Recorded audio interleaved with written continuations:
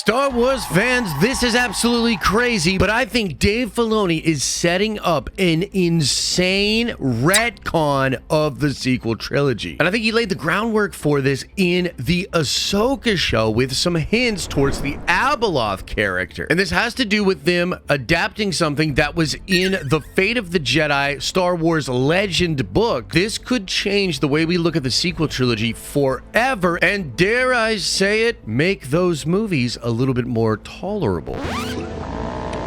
Yes, even that will be better now. Smash like on this video, buckle up, let's go. I think most of us can agree that the worst part of the sequel trilogy is actually the handling of the character of Luke Skywalker. I mean, don't get me wrong, there's a lot of bullshit in those movies, but the worst thing is really the handling of Luke. I think it's the universally accepted worst decision that Lucasfilm made during the sequel trilogy. And despite people not connecting with Rey, not loving some other characters and directions that the story goes in, I think if they had just handled Luke Skywalker correctly, a lot of fans would have been able to look past that. I mean, it's Luke Skywalker. Even Mark Hamill was voicing his frustrations with what Rian Johnson was planning to do. Even Sam Witwer has talked about how he doesn't think Rian Johnson did his homework when it comes to the character of Luke Skywalker. And at the end of the day, they did that thing, man, where they dragged down a legacy character, and maybe they're doing it to give him a new arc so that the character can do interesting things. But regardless of that, it is a bad idea to take a legacy,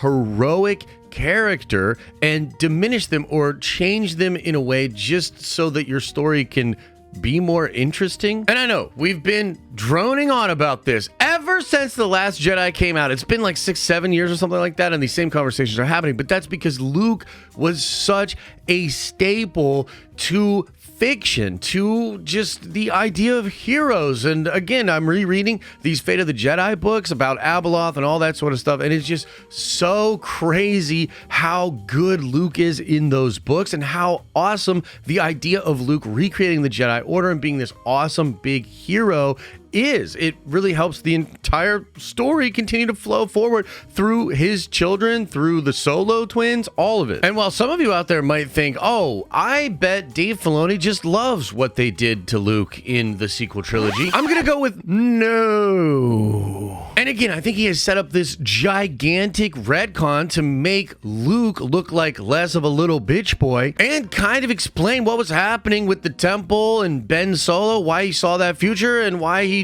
tried to kill his own nephew. And the main ingredient for this coming retcon will be Abeloth. Now, I've done a ton of videos about this, one that blew up talking about my theory that what is calling to Balin is actually Abeloth. And even after the finale of Ahsoka, to me, it seemed like there's even more evidence to suggest that Abeloth is the thing that's calling to Balin. I'd suggest watching videos about Abeloth. If you don't know anything about the character, you can also check out the videos I've done about the theory from Ahsoka. Again, I think it all still holds up. But the TLDR is she's basically a dark side goddess, a god of chaos in the beginning of the fall with the balance of light and dark that was created with the Mortis gods. Abeloth and her fall from grace into chaos is essentially the thing that first tips the scales, starts this cycle of light fighting dark, fighting light, fighting dark. She's so dangerous to the galaxy that Luke Skywalker and his son, Ben Skywalker, actually go and work with some Sith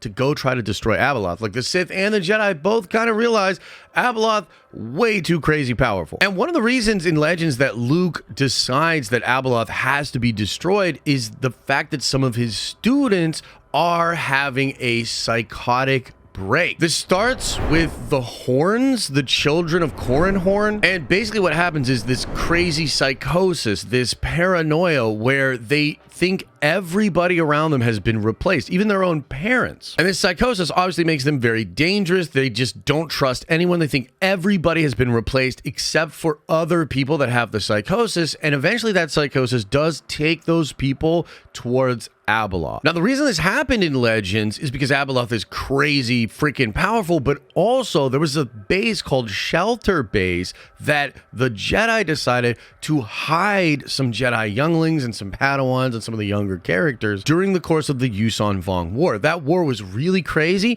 and they knew that in the Maw, the Vong would not be able to easily get to these Force children, so they hid them all on Shelter Base. The problem is that had them in close proximity to Abeloth, and Abeloth was able to turn them, to have them fall to this sort of Force psychosis. Now, other people throughout the galaxy would eventually get manipulated by Abeloth as well, but this Force psychosis is a really important thing that I believe Dave is going to pull in to not only Ahsoka Season 2, but again, the sequel trilogy itself. So what I think Dave might do is have Luke Skywalker and, more importantly, Ben Solo go out into the void, go to Peridia, and have some part in rescuing Ahsoka, perhaps even defeating Abeloth on Peridia. If Baylan is going to get wound into that situation, maybe he drinks from the fountain or bathes in the bath, the pool, that's what it was. But regardless of how it happens, the most important thing is that a young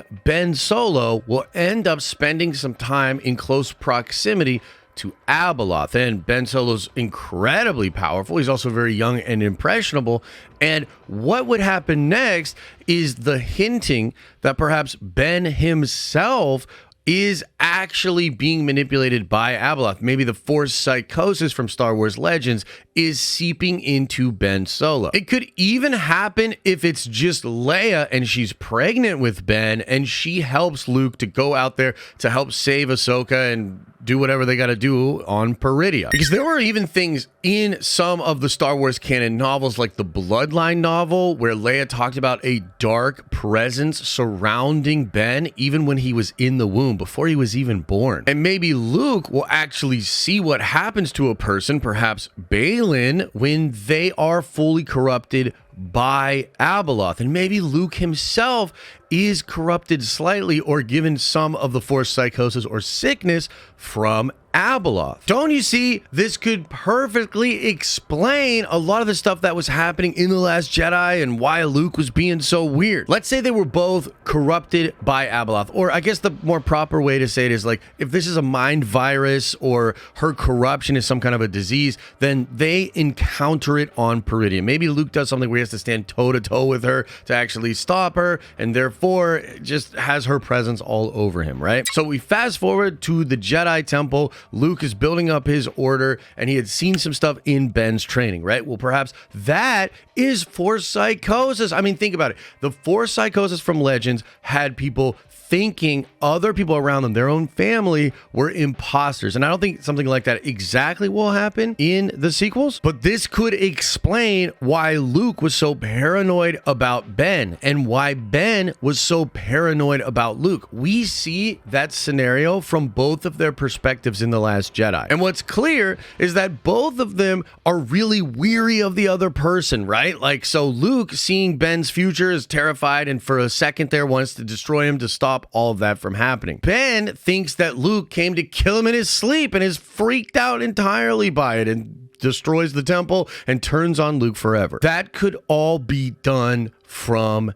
Abeloth. And what's more is there could actually be a hint in some of the dialogue that shows this is something that Dave is actually thinking about. At the end of Ahsoka, there's a moment where Sabine hears something or feels something out there in the stars, and she says it's just shadow in the starlight. When Luke is describing that feeling of, like, for a single moment wanting to destroy Ben, he says it passes like a fleeting shadow. Dave could be purposely pulling from that line, putting it into Ahsoka, and then further explaining what it all actually means with Ahsoka Season 2 by having Luke Skywalker and Ben Solo have an interaction or an encounter with Abeloth. This could even explain why Luke Skywalker walks away from everything and goes to Ahch-To, because maybe after having that Force psychosis moment, he just can't trust himself anymore. He doesn't trust himself after having the encounter with Abeloth and being confused at what that power is even capable of.